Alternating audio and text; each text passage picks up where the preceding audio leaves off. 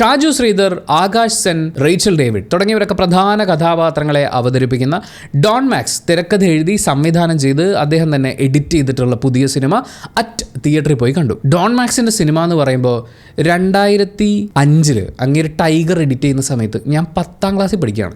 എന്ന് വെച്ചാൽ എൻ്റെ പ്രായത്തിൻ്റെ പകുതിക്ക് മുകളിലാണ് ഡോൺ മാക്സിൻ്റെ സിനിമ എക്സ്പീരിയൻസ് എന്ന് പറയുന്നത്. ബാബ കല്യാണി, ചിന്താമണി കൊലക്കേസ്, ചോട്ടാ മുംബൈ, ഹെലോ, മലയാള ചലച്ചിത്ര ഗതി തന്നെ മാറ്റിമറിച്ചിട്ടുള്ള സിനിമകളിലൊന്നായിട്ടുള്ള ചാപ്പാക്കുരിശ്, ABCD, പിന്നെ തമിഴിലും ഒക്കെ ആയിട്ട് ഒത്തിരി സിനിമകൾക്ക് വേണ്ടിയിട്ട് എഡിറ്റിംഗ് നിർവഹിച്ചിട്ടുള്ള ആളാണ് ഡോൺ മാക്സ്. രവിചന്ദ്രനാണ് ഇതിൻ്റെ DOP ചെയ്തിട്ടുള്ളത്. ആക്ഷൻ കൊറിയോഗ്രഫി ചെയ്തിട്ടുള്ളത് കനൽ കണ്ണനാണ്. ഷാജഹാൻ, ഫോർ മ്യൂസിക്, ഹുമർ എയിലൻ തുടങ്ങിയവരൊക്കെയാണ് ഇതിൻ്റെ സംഗീതം ഒരുക്കിയിട്ടുള്ളത്. സിനിമ അതിൻ്റെ ടോട്ടാലിറ്റിയിൽ എങ്ങനെയുണ്ട് എന്ന് ചോദിച്ചാൽ വളരെ ചുരുങ്ങിയ വാക്കുകളിൽ പറയാനാണെങ്കിൽ നല്ല കട്ട്സാണ്. എന്ന് വെച്ചാൽ അതിരി എടുത്തു വെച്ചിട്ടുണ്ട്. അതിൻ്റെ എഡിറ്റിങ്ങും പരിപാടിയും ഒക്കെ ഇട്ടിട്ട് ഇങ്ങനെ ചാർജായിട്ട് പോവുകയാണ്. എന്ന് വെച്ചാൽ ഒരു ഡോൺ മെക്സിക്കൻ പരിപാടി ഇതിനകത്തുണ്ട്. പക്ഷേ ഈ എഡിറ്റിംഗ് പരിപാടികളൊക്കെ വെച്ചുകൊണ്ട് അല്ലെങ്കിൽ മ്യൂസിക്കൊക്കെ ചേർത്ത് ഇതിനെ ഭയങ്കര എൻഗേജിങ് ആക്കാൻ ശ്രമിക്കുമ്പോഴും സിനിമയെ അതിഭീകരമായി പുറകോട്ട് വലിക്കുന്നത് വളരെ പ്രഡിക്റ്റബിളായ, വളരെ ക്ലീഷേഡായ, എനിക്ക് പലയിടങ്ങളിലും ഭയങ്കര ഔട്ട്ഡേറ്റഡ് ആയിപ്പോയി എന്ന് തോന്നിയിട്ടുള്ള ഇതിൻ്റെ തിരക്കഥയാണ്. എന്ന് വെച്ചാൽ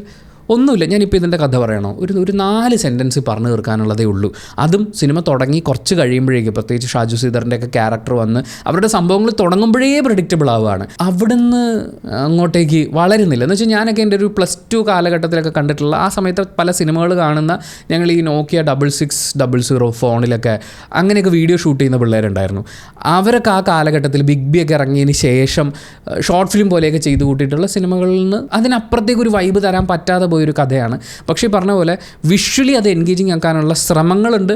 അത് പലയിടങ്ങളിലും വിജയിക്കുന്നുണ്ട്. പോസിറ്റീവ്സ് പറഞ്ഞു തുടങ്ങാനാണെങ്കിൽ പെർഫോമൻസുകൾ തരക്കേടില്ലായിരുന്നു എന്ന് പറയാൻ. ആർക്കും അങ്ങനെ ഒരു ഭയങ്കര സ്പേസ് കൊടുത്തിട്ട് നിന്ന് പെർഫോം ചെയ്ത് ഒരു ഇമോഷൻ കൊണ്ടുവരാനുള്ള അങ്ങനത്തെ സ്പേസ് അല്ല, അല്ലെങ്കിൽ അങ്ങനെയല്ല ഈ സിനിമ പോകുന്നത്. ഇപ്പോൾ ഷാജു ശ്രീധറിൻ്റെ ഇമോഷൻസ് കാണിക്കുകയാണെങ്കിൽ ഒരുപാട് കട്ട്സ് അങ്ങോട്ടും ഇങ്ങോട്ടും ഒക്കെ വെച്ച് ഇയാൾ ഈ ഇമോഷനിലേക്ക് വരുന്നതിൻ്റെ കാര്യകാരണങ്ങളും അതിൻ്റെ പിൻകഥകളും അവിടെ കുറേ കട്ട്സും എഫക്ട്സും ഒക്കെ വെച്ചുകൊണ്ട് അങ്ങനെയാണ് ഇത് ഇമോഷൻസ് ബിൽഡ് ചെയ്ത് പോകുന്നത്. അപ്പം ഒരാൾക്ക് നിന്ന് ഇമോഷൻസ് സെറ്റ് ചെയ്യാനുള്ള ആ ഒരു സ്പേസ് ഉണ്ടോ എന്ന് ചോദിച്ചു കഴിഞ്ഞാൽ കുറവാണ്. പക്ഷേ അത് അവർ മാക്സിമം കൊണ്ടുവന്നിട്ടുണ്ട്. എനിക്കിതിനകത്തൊരു ഗംഭീര പ്രകടനമായിട്ട് തോന്നിയത് കലി എന്ന് പറയുന്ന ഒരു ക്യാരക്ടറുണ്ട്.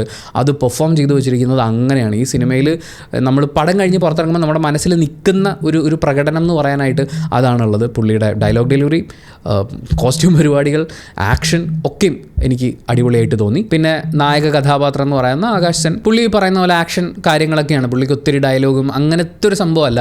പുള്ളി ആരാണെന്ന് നമ്മൾ മനസ്സിലാക്കി വരുമ്പോഴേക്കും പടം ഏകദേശം കഴിയും. പക്ഷെ അപ്പോൾ പോലും ആ പുള്ളിക്ക് ആ ഒരു സ്ക്രീൻ പ്രസൻസ് കൊണ്ടുവരാൻ പറ്റുന്നുണ്ട്. മ്യൂസിക് പരിപാടികളൊക്കെ നല്ലതായിരുന്നു. കാരണം ഞാൻ ഈ പറഞ്ഞ പോലെ ഭയങ്കര ഫാസ്റ്റ് പേസ്ഡ് ആയിട്ടുള്ള ഒരുപാട് കട്ട്സും കാര്യങ്ങളൊക്കെ വെച്ചിട്ടാണ് ഈ പോകുന്നത്.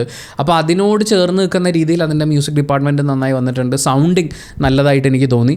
വിഷ്വൽ അവരെടുത്ത് വെച്ചിരിക്കുന്ന എഡിറ്റ് ചെയ്തതിന് അവിടെയാണ് ഈ പടം കുറച്ച് മുകളിൽ നിൽക്കുന്നത്. പല ഇമോഷൻസും അതുപോലെ ഈ ആക്ഷനുള്ള പഞ്ചും ഇതൊക്കെ കൊണ്ടുവരുന്നത് ഈ എഡിറ്റിലാണ്. എനിക്ക് പടം കഴിഞ്ഞപ്പം എൻ്റെ ഉള്ളിലുണ്ടായിരുന്ന ഒരു ഫീല്, നമ്മൾ സിനിമ കഴിഞ്ഞ് തിരിച്ച് വീട്ടിലേക്ക് വരുന്ന സമയത്ത് ഈ സിനിമയെക്കുറിച്ച് എന്ത് പറയാം എന്നൊക്കെ ആലോചിക്കുമ്പോൾ ഈ സിനിമ ആക്ച്വലി തിരക്കഥ എഴുതുന്ന സമയത്തോ ഷൂട്ട് ചെയ്യുന്ന സമയത്തോ അല്ല, ഇതിന് ഏറ്റവും കൂടുതൽ സമയം എടുത്തിട്ടുണ്ടാവുക, അല്ലെങ്കിൽ അവർ ഏറ്റവും കൂടുതൽ ഇമ്പോർട്ടൻസ് കൊടുത്തിട്ടുണ്ടാവുക കമ്പ്യൂട്ടറിൽ ഈ സിനിമ ഉണ്ടാക്കുന്നതാണ്. അതായത് എഡിറ്റിംഗ് സോഫ്റ്റ്വെയറിൽ ഈ സിനിമയ്ക്ക് കൊടുത്ത സമയമായിരിക്കും ഒരുപക്ഷെ ഏറ്റവും കൂടുതൽ ഉണ്ടാവുകയെന്ന്.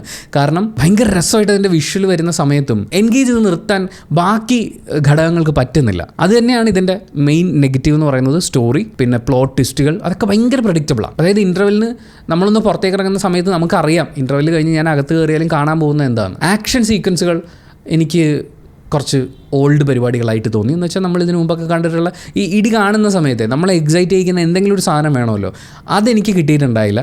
എഗെയിൻ ഞാൻ പറയുന്നു, വിഷ്വലി അതിൻ്റെ ഒരു രസമൊക്കെ ഉണ്ടായിരുന്നു. പക്ഷേ ആ കൊറിയോഗ്രഫി പരിപാടികളിൽ എനിക്ക് അങ്ങനെ ഒരു പുതുമ തോന്നിയില്ല. വയലൻ്റ് ആയിട്ടുള്ള സാധനങ്ങൾ കാണിക്കാൻ അവർ ശ്രമിക്കുന്നുണ്ട്. പക്ഷേ ആ വയലൻസിലും ഒന്നാമത്തെ കാര്യം സിനിമയിലുടനീളം അത് അടുത്ത നെഗറ്റീവാണ്, നമുക്കൊരു ഇമോഷണൽ കണക്റ്റ് ഇല്ല. ഇവർ ഈ ചെയ്യുന്ന കാര്യങ്ങൾ, അതുമായി ബന്ധപ്പെട്ടിട്ടുള്ള പ്രശ്നങ്ങൾ, വിഷയങ്ങൾ, ഇതൊന്നും നമ്മളെ ഇമോഷണലി അഫക്റ്റ് ചെയ്യുന്നില്ല. അങ്ങനെ അഫക്റ്റ് ചെയ്യാത്തടത്തോളം ഇവർ ഈ കാണിക്കുന്ന ഫൈറ്റ് ആണെങ്കിലും മറ്റ് പോരാട്ടം പരിപാടികളൊക്കെ ആണെങ്കിലും അവിടെയും നമുക്കൊരു പഞ്ച് കിട്ടില്ല. പിന്നെ പല സാധനങ്ങളും നരേറ്റ് ചെയ്ത് വെക്കുന്ന കുറച്ച് കാര്യങ്ങളുണ്ടായിരുന്നു. അതെനിക്കൊരു വീക്ക്നെസ് ആയിട്ടാണ് തോന്നിയത്.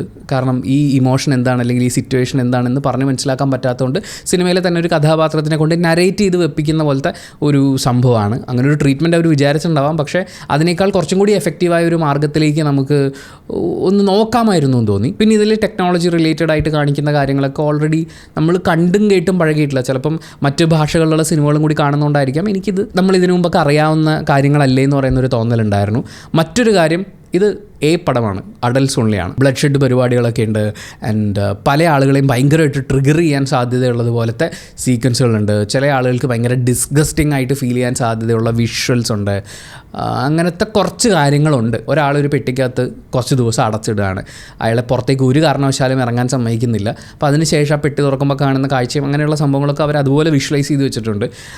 അത് ചില ആളുകൾക്ക് ചിലപ്പോൾ അതോടുകൂടി ചിലപ്പോൾ എണീറ്റ് പോകാനൊക്കെ തോന്നിയേക്കാം. അങ്ങനത്തെ കാഴ്ചകൾ കാണാൻ ബുദ്ധിമുട്ടുള്ള ആളുകൾ അവർ ഈ സിനിമ ഒഴിവാക്കുന്നതായിരിക്കും ബെറ്റർ എന്ന് എനിക്ക് തോന്നുന്നു. അതുപോലെ ചില സീക്വൻസുകൾ, പ്രത്യേകിച്ച് ലൈഫിൽ എപ്പോഴെങ്കിലും ട്രോമാറ്റിക് ആയിട്ടുള്ള ഒരു ഇവൻറ്റിലൂടെ പാസ് ചെയ്യേണ്ടി വന്നിട്ടുള്ള പെൺകുട്ടികളെ സംബന്ധിച്ച് ഭയങ്കര ബുദ്ധിമുട്ടായിരിക്കും. ആൺകുട്ടികൾക്കും ഓഫ് കോഴ്സ്, പക്ഷേ പെൺകുട്ടികളെ ഇത് കുറച്ചും കൂടി എഫക്റ്റ് ചെയ്യാൻ സാധ്യതയുണ്ട്. പക്ഷേ ഞാൻ പറയുന്നത് ടെക്നിക്കലി എഡിറ്റിംഗ് പരിപാടികൾ, എനിക്ക് എഡിറ്റിംഗ് ആണ്. ഞാനൊരു സിനിമ കാണുന്ന സമയത്ത് എനിക്ക് എഡിറ്റിങ്ങിൽ എന്തെങ്കിലുമൊക്കെ ഒരു ഫീൽ കിട്ടിയാൽ തന്നെ ഞാനത് ഭയങ്കരമായിട്ടിരുന്ന് എൻജോയ് ചെയ്യും. അങ്ങനെ എനിക്ക് കുഴപ്പമില്ലാത്തൊരു തോന്നൽ എന്ന് വെച്ചാൽ ഒരു ആവറേജ് വൺ ടൈം വാച്ചബിൾ എന്ന് പറയുന്ന ഒരു ഫീലിൽ മാത്രം നിന്നിട്ടുള്ള സിനിമ കഴിഞ്ഞ് പുറത്തേക്ക് ഇറങ്ങുമ്പോൾ എന്നിലൊന്നും അവശേഷിപ്പിക്കാതെ പോയൊരു സിനിമയാണ് അറ്റെന്ന് പറയുന്നത്. അതിലെ എന്തെങ്കിലും ഒരു എലമെൻറ്റിൻ്റെ പേരിൽ നിങ്ങളോട് ആ സിനിമ കയറി കാണണം കേട്ടോ എന്ന് പറയാൻ അങ്ങനത്തെ ഒരു ഏർജ് എന്നിൽ ക്രിയേറ്റ് ചെയ്തിട്ടില്ല. കണ്ടു, ഓക്കെ, അത്രേ ഉള്ളൂ. പക്ഷേ ഞാൻ ഈ പറയുന്ന മുഴുവൻ എൻ്റെ പേഴ്സണൽ ഒപ്പീനിയനാണ്. സിനിമ ഓരോരുത്തർക്കും ഡിഫറൻ്റ് ആണ്. എല്ലാ സിനിമകളും തിയേറ്ററിൽ നമ്മൾ കണ്ട് വിലയിരുത്തപ്പെടാൻ അർഹതയുള്ളതാണ്. അങ്ങനെ ഈ സിനിമ തിയേറ്ററിൽ കണ്ടിട്ടുള്ള ഒരാളാണ് നിങ്ങളെങ്കിൽ നിങ്ങളുടെ അഭിപ്രായങ്ങൾ കമൻറ്റ് ബോക്സിൽ രേഖപ്പെടുത്തുക. കമൻറ്റ് ബോക്സും കൂടി വായിച്ചിട്ട് സിനിമയ്ക്ക് പോകണോ വേണ്ടിയോ എന്ന് തീരുമാനമെടുക്കാൻ കാത്തിരിക്കുന്ന കുറേ ആളുകളുണ്ട്. അവർക്കതൊരു വലിയ സഹായമായിരിക്കും. അപ്പോൾ thank you so much for watching this video. Video ഇഷ്ടപ്പെട്ട ലൈക്ക് ചെയ്യുക, കമൻറ്റ് ചെയ്യുക, ഷെയർ ചെയ്യുക, സബ്സ്ക്രൈബ് ചെയ്യുന്ന കാര്യവും ഹൈപ്പ് ചെയ്യുന്ന കാര്യവും പരിഗണിക്കുക.